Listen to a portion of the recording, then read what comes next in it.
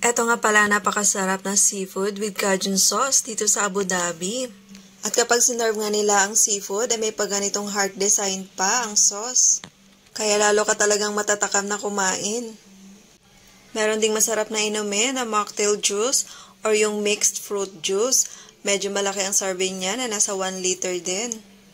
Ang dish nga pala nito ay meron itong corn, malalaking hipon, crabs at mussels o tahong. Ang Cajun sauce na nga ito ay napakasarap talaga, lalo na with rice.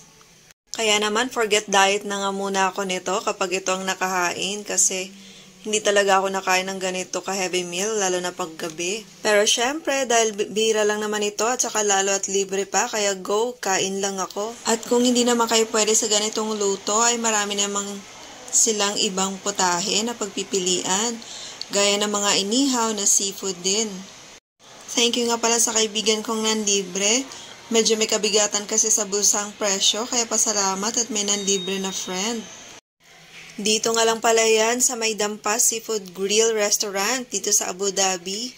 Sa may tapat ng Al Maraya Mall, Hamdan Street. Halos mga Pinoy ang mga staff dito na mababait at maasikaso. Ilang taon na rin itong restaurant na ito dito sa Abu Dhabi, pero ngayon lang talaga ako nakakain dito. At para sa mga taga-Dubai, meron nga din pala silang ibang branch sa Dubai. Marami talagang masasarap na kainan dito sa Abu Dhabi. Pera na lang talaga ang kulang. Siyempre bilang OFW, kailangan nating magtipid. Pero minsan, kailangan din nating i-treat yung sarili natin kahit minsan lang sa isang buwan, makakain man lang tayo sa labas ng masarap. At medyo busy na nga kami sa pagkain dyan.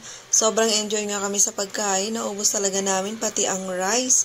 So sobrang sarap. At medyo gutom nga kasi dahil galing kami sa work. Kailangan talaga ubusin ang pagkain hanggat kaya kasi syempre masama ang magtira or magtapon ng pagkain. Shout out nga pala sa aking mga number 1, 2, 3 supporters na si Ella Bon, Eileen Ismael Lota at si Aga Cesar Work. At sa iba pang mga supporters na laging nagko-comment at nanonood ng mga videos ko. Thank you so much.